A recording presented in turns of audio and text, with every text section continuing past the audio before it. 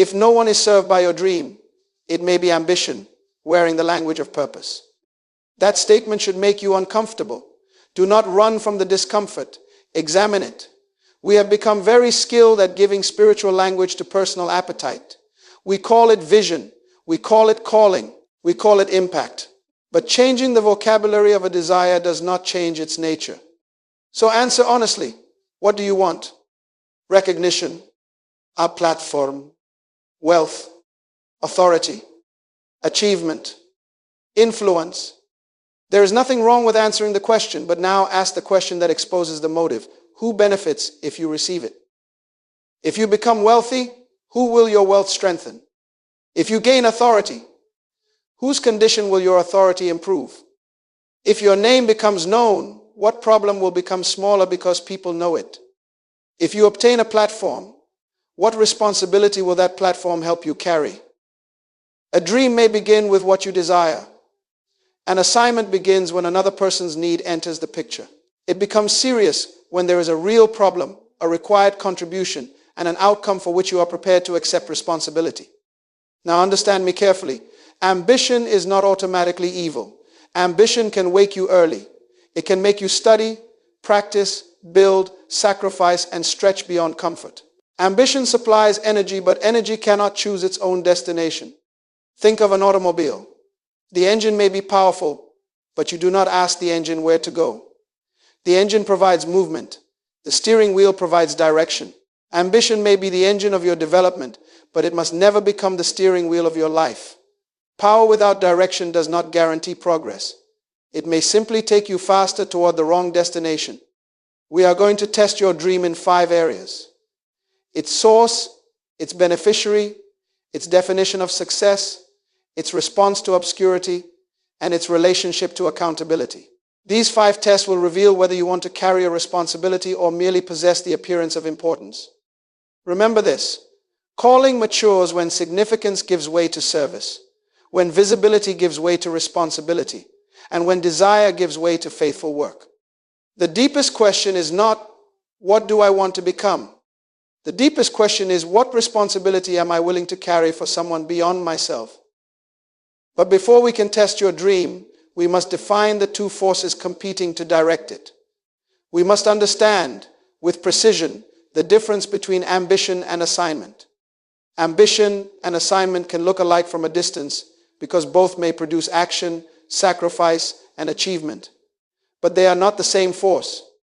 Ambition is the desire to advance, achieve, possess, distinguish yourself, or enlarge your reach. Notice its natural vocabulary: my progress, my opportunity, my name, my reward.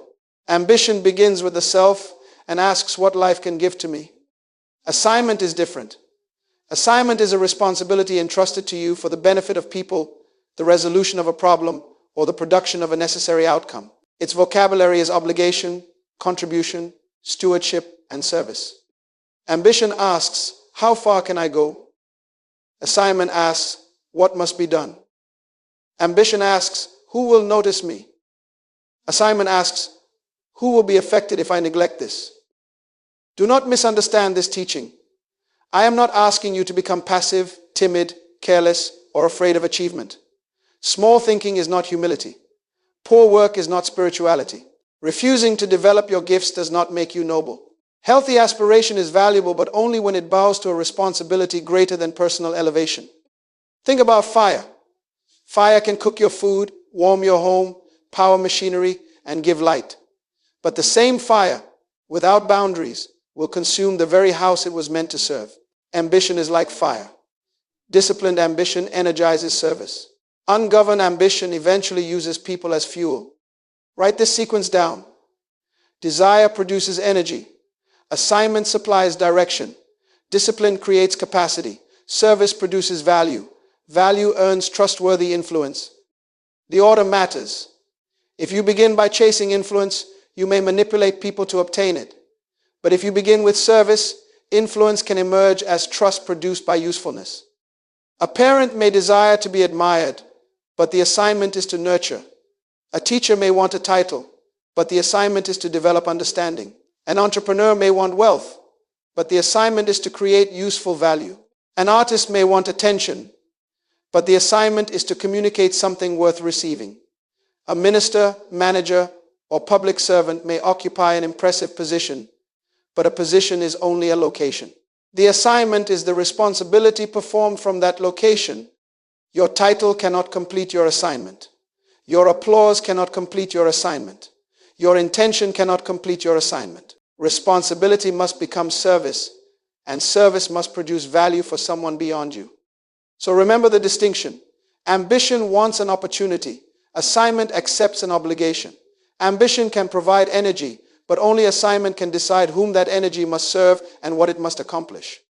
Now that we have separated these two forces, the first test becomes unavoidable. Where did this pursuit come from? That question is the first test. What is feeding this dream? Two people may pursue the same goal, build the same kind of organization, seek the same position, or develop the same gift, and yet be driven by completely different sources. Outward similarity does not prove inward agreement. The activity may look identical while the motive tells another story. Perhaps you want to succeed because someone dismissed you. Perhaps you are trying to prove that a rival was wrong about you. Perhaps another person's progress made your own life feel small. Perhaps you hunger for admiration, fear insignificance, or want to escape an identity you consider too ordinary. These emotions can generate tremendous energy. Pain can make you work. Envy can make you compete. Rejection can make you achieve. But the force that starts your journey will attempt to govern your decisions along the way. Think of a river. What appears downstream has been influenced by the spring that feeds it. If the source is contaminated, the contamination does not remain at the beginning. It travels into your methods, your relationships, your priorities, and your definition of success. A different source produces a different pursuit. You may be moved by a persistent concern for certain people. You may see a neglected problem that will not release your attention. You may recognize a contribution you can responsibly develop. You may be willing to serve even when the reward is delayed and the work is unseen. That is no longer merely the hunger to be significant. It is the willingness to become useful. Now conduct a private examination. Would you still want this if your rival could never see it? Would you continue if no title came with it? Would you celebrate if someone else received the credit? Would you prepare for years if service required it? Do not pretend your motives are perfectly pure. Mixed motives are common. Maturity is not denying vanity. Maturity is identifying it and refusing to let it govern the assignment. You do not have to bury the dream. You must purify its direction. Write 2 sentences. First, I initially wanted this because. Be honest. No audience is required for honesty. Then write, the responsibility that now makes it worth pursuing is. That second sentence begins the conversion of desire into service. You are separating the need to feel important from the responsibility to become useful. But even a purified motive needs an address. An assignment that claims to serve everybody in theory may serve nobody in practice. So the next question is specific. Who is this assignment actually for? That question introduces the second test. Every genuine assignment has a beneficiary. Whose condition should improve because you did your work well? Many people say, I want to inspire others, I want to change lives, I want to make an impact. That sounds impressive, but it is still incomplete. Which people, what lives, impact them how? Noble language becomes responsible language only when it identifies actual people, actual needs, and an actual form of service. Think about a package. It may contain something valuable. It may be beautifully wrapped. You may carry it with enthusiasm and announce that it is going somewhere important. But without an address, the package cannot reach the person for whom it was prepared. Value without direction remains undelivered. Your gift needs an address. Ask 4 questions. First, who are the people? Second, what problem are they facing?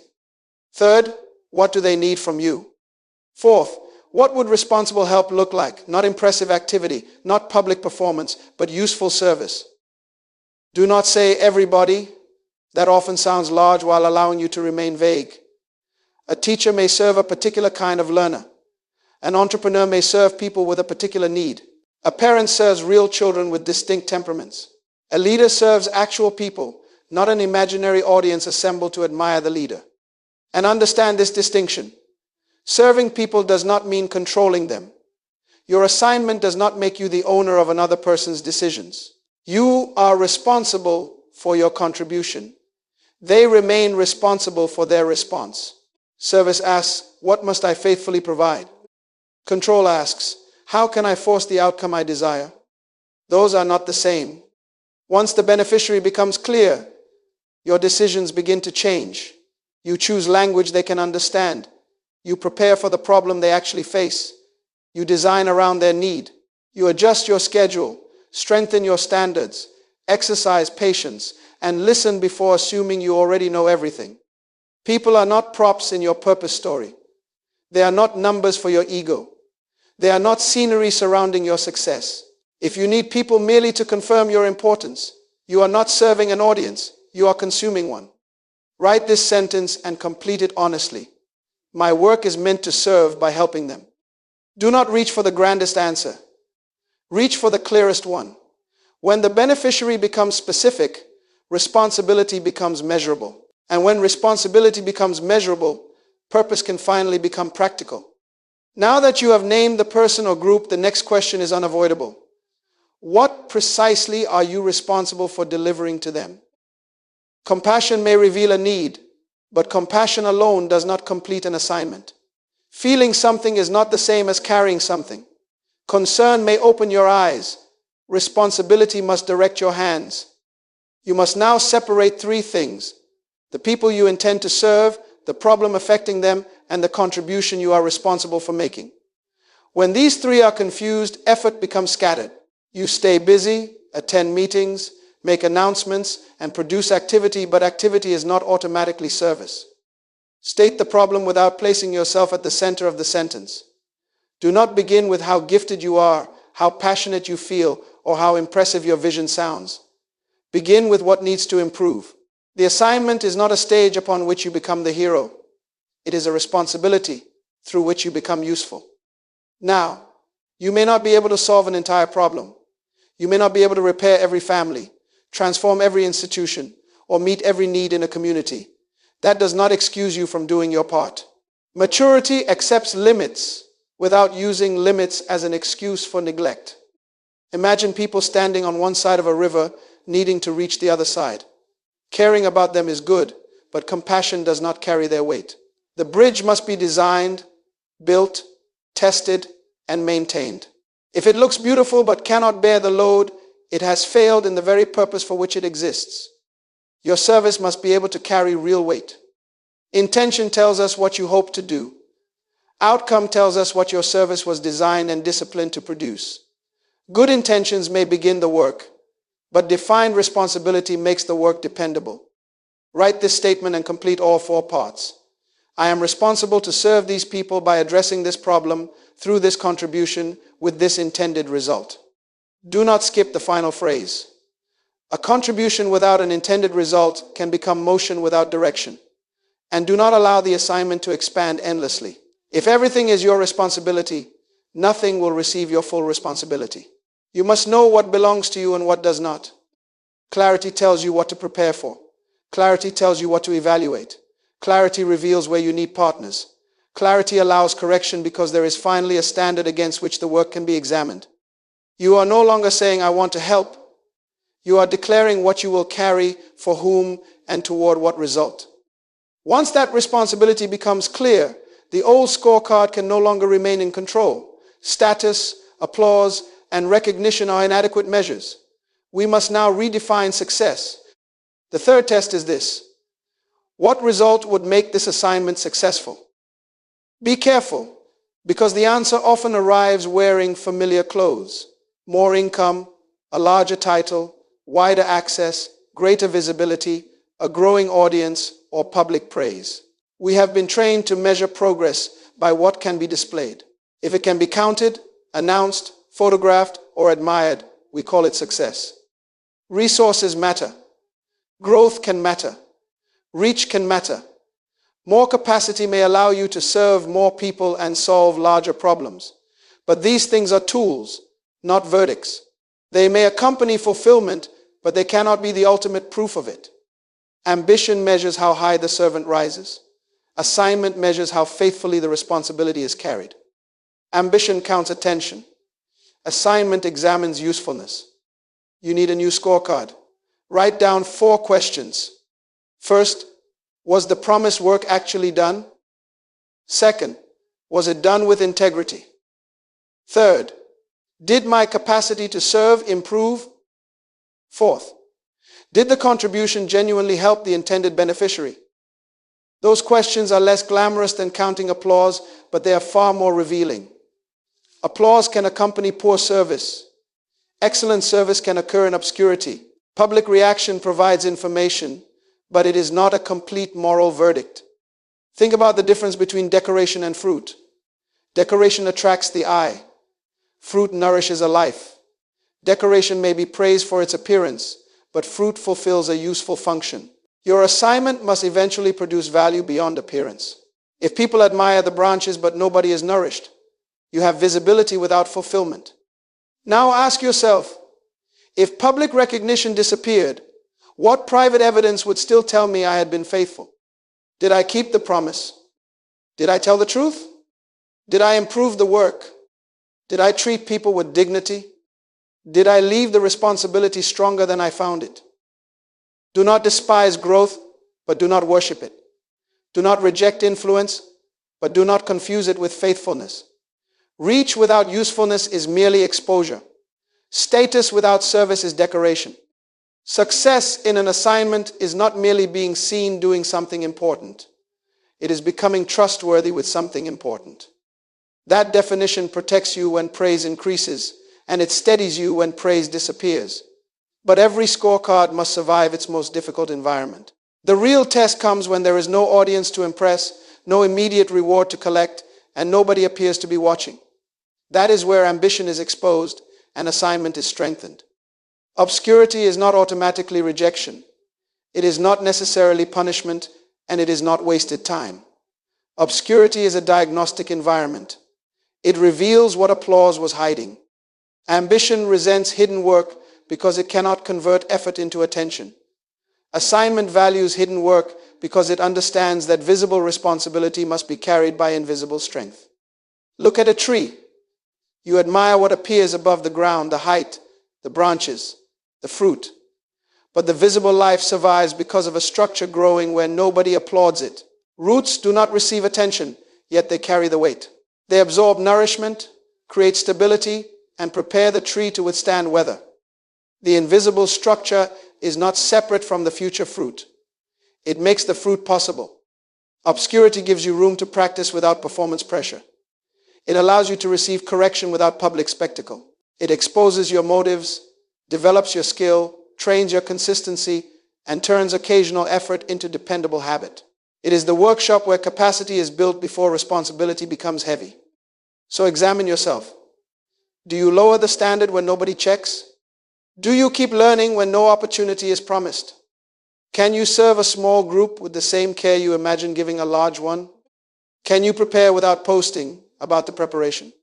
Some people want a platform, but they are offended by the rehearsal room. They request the microphone while resisting the early morning, the repeated practice, and the ordinary duty that would make the microphone safe in their hands.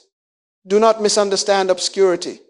It must not become an excuse for fear, avoidance, or permanent delay. Preparation has a destination.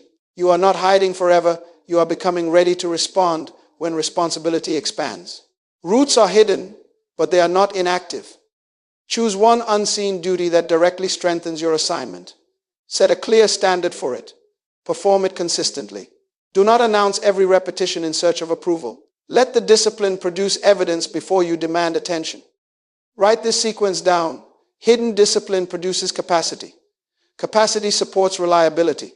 Reliability permits greater trust. Greater trust enlarges responsibility. Many people reverse the order. They demand enlarged responsibility before demonstrating reliability. They request trust before developing capacity.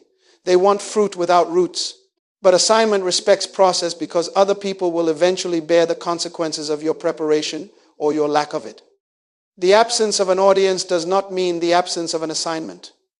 When nobody is watching, your work is still shaping the person who will later be seen. But private discipline cannot remain answerable only to private opinion. You can be consistent and still be sincerely wrong. A serious assignment must welcome another protection: accountability. The fifth test is this: who is permitted to question the way you carry your responsibility? Ambition seeks endorsement. Assignment seeks truth. Accountability means becoming answerable for your promises, your methods, your conduct, and your outcomes. It is not humiliation. It is not control. It is not the surrender of your ability to think and choose. Accountability is a structure that keeps responsibility connected to reality. You cannot evaluate yourself by yourself alone. You know how hard you tried. You remember your good intentions. You feel the sacrifice you made, but the beneficiary experiences the actual consequence. You may be impressed by your effort while they are still carrying the burden of your failure. That is why an assignment needs several voices. It needs people with relevant wisdom. It needs collaborators who can see the process. It needs the honest experience of those affected by the work. And it needs standards established before pressure arrives. Think of a compass. Enthusiasm may keep you moving, but movement in the wrong direction is not progress. A compass does not insult the traveler. It corrects the journey. In the same way, feedback is not necessarily an attack on your identity. It may be protection for your assignment. If every question feels like disrespect, your title may matter more to you than your responsibility. If every correction feels like rejection, personal significance may still be governing your service. Mature people do not require every voice to agree with them, but they are secure enough to examine what is true. Develop a review rhythm. First, restate the promise. Second, examine what was delivered. Third, listen for the actual impact. Fourth, identify the gap. Fifth, make the correction. Sixth, communicate the next responsibility clearly. Do this before a crisis. Standards chosen in calm conditions protect you when pressure rises. They protect the people you serve when money appears, when opportunity expands, when praise becomes intoxicating, or when fatigue begins negotiating with your values. Name one person who has permission to ask you difficult questions. Then name one beneficiary whose experience you need to hear without explaining, defending, or interrupting. Listen to understand the consequence, not merely to protect your intention. Accountability does not weaken authority. It makes responsibility credible. It protects the servant, the beneficiary, and the assignment from the blindness that grows when nobody can speak honestly. But once you agree to be answerable, sincerity is no longer sufficient. Accountability will expose the gaps between what you care about and what you can reliably deliver. Good intentions must now become competent, dependable service. Caring is the beginning of service, not the completion of it. A person can be deeply sincere and still be dangerously unprepared for the responsibility they claim. An assignment creates an obligation to develop the capacity appropriate to it. If you truly care about the beneficiary, you must be willing to learn, practice, plan, and improve. Love that refuses preparation eventually transfers the cost of its weakness to the people it intended to help. Competence is practical. It means understanding the problem instead of merely reacting to it. It means acquiring the relevant skill, keeping commitments, communicating clearly, managing resources wisely, and correcting errors when they appear. Return to the image of the bridge. No traveler is protected by the engineer's kind heart if the structure cannot carry its load. Sincerity does not strengthen weak materials. Passion does not repair a faulty design. Where other people bear the consequences, intention cannot substitute for capability. Now, competence does not mean perfection. Do not use the demand for excellence as an excuse never to begin. You will not know everything before you take the first step. Competence means that you refuse to remain casually unprepared while publicly claiming responsibility. Here is the development ladder. Admit the gap. Seek instruction. Practice deliberately. Accept feedback. Apply correction. Demonstrate reliability under real conditions. Do not merely collect information and call it growth. Capacity becomes credible when it can carry responsibility consistently. Ask yourself, what is the weakest capacity connected to my assignment? Is it technical skill, emotional steadiness, organization, listening, financial discipline, communication, follow through, The area you avoid developing may become the place where the people you serve pay the highest price. Excellence is not vanity when it is governed by service. The servant does not improve to appear flawless. The servant improves because the need matters. Humility is not saying this is good enough because my heart was right. Humility says because people are affected by my work, I must remain teachable. Write this principle down. Responsibility without development becomes presumption. Development submitted to service becomes stewardship. Competence is how concern becomes dependable help. It is how your assignment becomes safe for others to trust. It turns compassion into capability, promises into performance, and good intentions into useful outcomes. But competence can only begin the work. The assignment will eventually meet resistance, delay, repetition, fatigue, and disappointment. Skill may open the door, but only endurance will keep you carrying the responsibility when the emotion of beginning has disappeared. Ambition is often strongest at the beginning. Beginnings are exciting. Possibilities are fresh. Imagination is alive, and you can already see the person you expect to become. But assignment proves itself in the middle when the work becomes repetitive. The results arrive slowly, and nobody is impressed that you are still doing it. Endurance is disciplined continuity under changing emotion. It does not mean stubbornly repeating a method that has failed. It means remaining faithful to the responsibility while your methods are examined, corrected, and improved. Delayed results will test you. Misunderstanding will test you. Routine will test you. Limited resources, difficult feedback, unseen progress, and more flattering opportunities will test you. The question is not whether you still feel inspired. The question is whether the responsibility still deserves faithful action. Imagine carrying water to people who need it. The value is not in how impressive you look holding the vessel. The value is in whether the water arrives. If you dance for attention and spill everything along the road, your performance has defeated your purpose. Do not confuse changing a method with abandoning the assignment. Responsible service may revise the plan, seek help, rest, delegate, learn a new approach, or change its outward form. Rest can preserve responsibility. Correction can strengthen responsibility. Partnership can multiply responsibility. Endurance is not the refusal to adapt. It is the refusal to forget whom the work is meant to serve. Here is a rhythm for difficult seasons. Remember the beneficiary. Return to the defined responsibility. Identify the next faithful action. Restore your capacity. Receive correction. Then continue. Now, ask yourself a painful question. Do I love the assignment, or do I love the identity I feel when I announce it? If the excitement of being associated with the work disappears, will the work still receive my faithfulness? Endurance is rarely dramatic. Often it looks like keeping the promise again, preparing again, listening again, correcting again, improving again.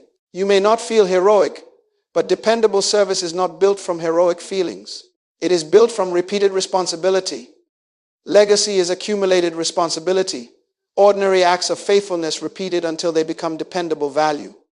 When competence and endurance meet, people begin to trust what you carry. Influence begins to appear, but influence must remain a consequence of useful responsibility. It must never become the master of the assignment. We have reversed the order. People now seek influence first and then search for something meaningful to do with it. They want an audience before they have accepted a responsibility. They want attention before they have produced dependable value. Assignment begins differently. It accepts meaningful responsibility, develops competence, serves consistently, and allows influence to grow from demonstrated usefulness. Influence is the trust, attention, or access that may follow consistent value. Notice the word may. Influence is not automatic proof of character. It is not proof that every opinion is correct. It is not proof that the assignment has been completed. Visibility only means more people can see you. It does not tell us what they are seeing. Think of a lamp. A lamp is elevated so its light can serve a wider space. Its elevation is functional, not decorative. The height is justified by the service of the light. In the same way, larger influence enlarges obligation. More people affected means greater need for clarity, competence, restraint, accountability, and care. Greater reach does not reduce responsibility, it multiplies it. You must watch for the moment when maintaining the platform becomes more important than fulfilling the assignment, when protecting attention matters more than telling the truth, improving the work, admitting an error, or serving the beneficiary, influence has displaced purpose. Test yourself. Imagine that the people genuinely benefit. The problem is responsibly addressed, and the outcome is achieved, but somebody else receives the public credit. What happens inside you? Your reaction will reveal whether influence was a tool or the hidden destination. There is no virtue in avoiding reach when greater reach would strengthen the assignment. Do not shrink merely to appear humble. The issue is order. Responsibility first, trustworthy value next, influence in service to both. Write this principle down. Do not use people to build influence. Use whatever influence you receive to increase responsible service. Influence is not the purchase, it is the receipt. It is evidence that trust may have followed usefulness, and every measure of trust must be returned to the assignment as greater service. Now, this teaching must become a decision. You need more than agreement. You need an assignment statement, a standard of service, and an immediate act of responsibility. We began with this warning. If no one is served by your dream, it may be ambition wearing the language of purpose. Now you must answer the questions that warning created. Who is served? What problem is addressed? What responsibility are you willing to carry? Review the 5 tests. Source asks, what is driving me? Beneficiary asks, who is meant to be served? Success asks, what does faithful fruit look like? Obscurity asks, who am I when applause disappears? Accountability asks, who is permitted to correct me? Then add the demands that make the assignment trustworthy. Define the intended outcome. Develop the required competence. Endure beyond the excitement of beginning. Keep influence subordinate to service. Now write your assignment audit. Complete every sentence. The people are, the problem is, my contribution is, the standard is, the capacity I must develop is, the person who may hold me accountable is.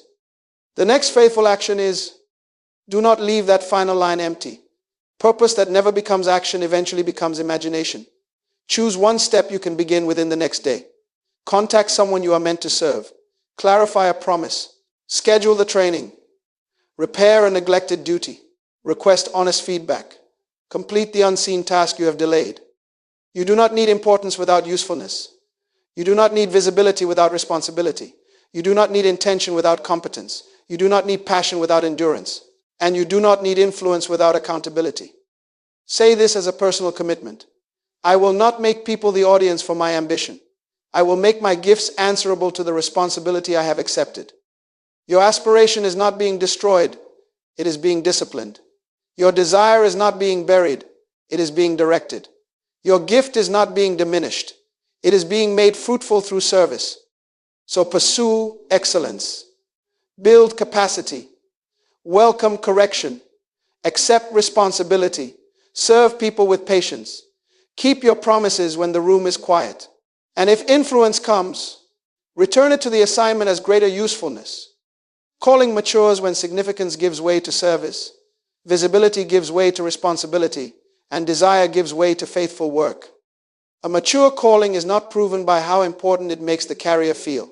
It is proven by how faithfully the carrier becomes useful to the people entrusted to their care.